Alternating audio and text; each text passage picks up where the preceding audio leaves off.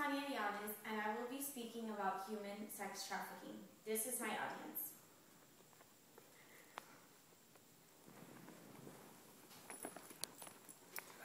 Every year, an estimated of 293,000 American youths are currently at risk of becoming victims of commercial sexual exploitation. This quote is from a journal titled Human Sex Trafficking by Amanda Walker Rodriguez and Rodney Hill.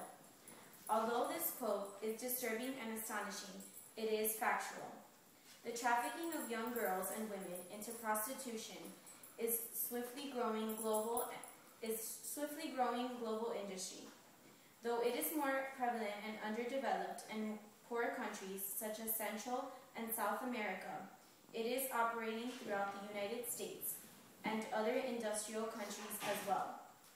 Within the United States, this horrifying violence involves international as well as domestic victims, which are being trafficked from state to state. Human sex trafficking has become a flourishing business empire, occurring more often than many people believe. Sex trafficking has become the modern-day slavery of adolescents and women. The average age in which children are introduced to the commercial sex industry is between 11 to 14 years old.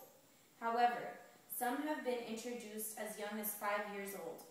Sex trafficking involves the sexual exploitation of women, girls, and boys, usually originating in a poor country and moving to a wealthier one. Unfortunately, the evidential reason for the trafficking of thousands of innocent children and women is simply due to continuous demand and its astronomical proceeds.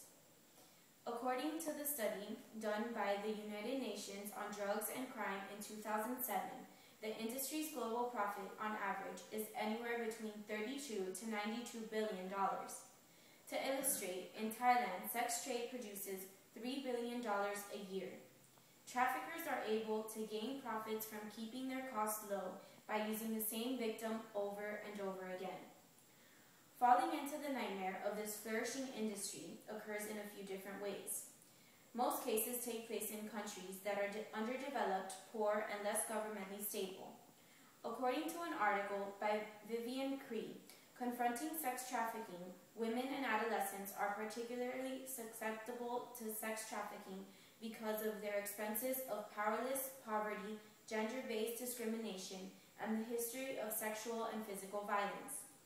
Some countries of origin include Asia, Africa, and Eastern Europe, while common destinations are the United States, Japan, and Thailand. In other cases, traffickers adopt the role of the victim's boyfriend or father figure to gain her trust, which eventually makes victims feel rescued by them. Lastly, family members are the traffickers, forcing their children to perform sexual acts in exchange for money. In other cases, family members believe that selling their children off into sex trade will give them the opportunity of a better life than the one that they currently have. This is referred to as familial prostitution.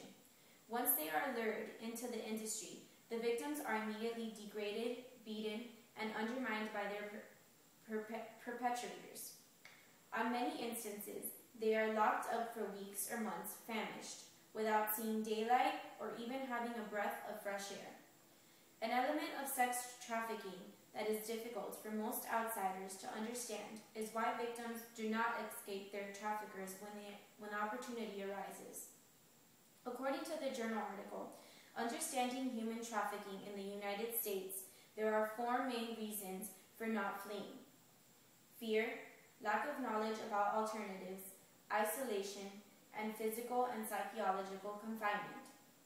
Victims are often scared of their perpetrators, believing they will kill them or their families.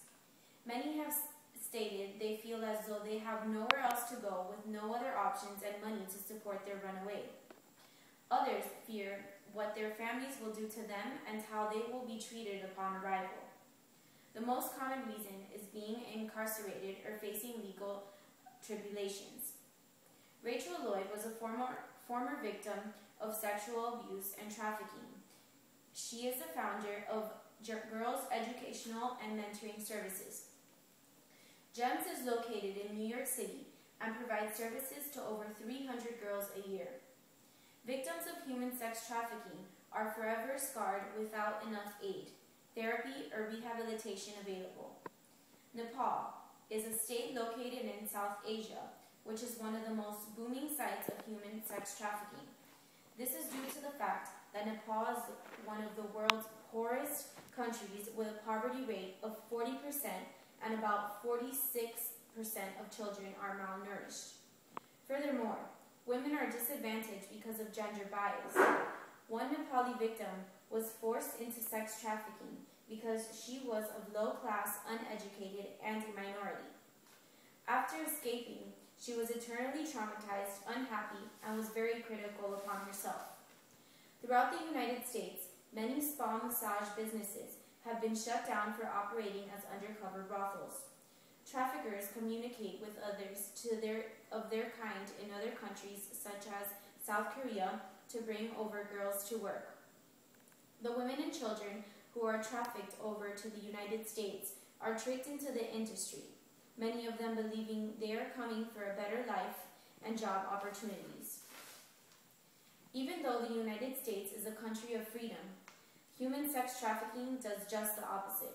It deprives individuals born in this country of the human rights they are born with. In December of 2008, Congress passed the William Wilberforce Trafficking Victims Protection Reauthorization Act of 2008. This act was signed by President Bush in efforts to provide services for human trafficking victims within the United States. The money that was authorized was used to build rehabilitation centers, provide therapy, and for investigations. More countries need to fight against the widespread problem altogether. Conclusively, more needs to be done all over the world to put an end to this perplexing crime. More efforts need to be put into making all over the world more aware of this reality.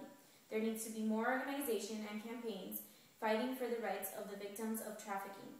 Options of funding must increase in order to provide better services and recovery routes for victims. And lastly, it is significant for authorities to investigate cases thoroughly before establishing if an individual is in fact a victim or a criminal. Good job.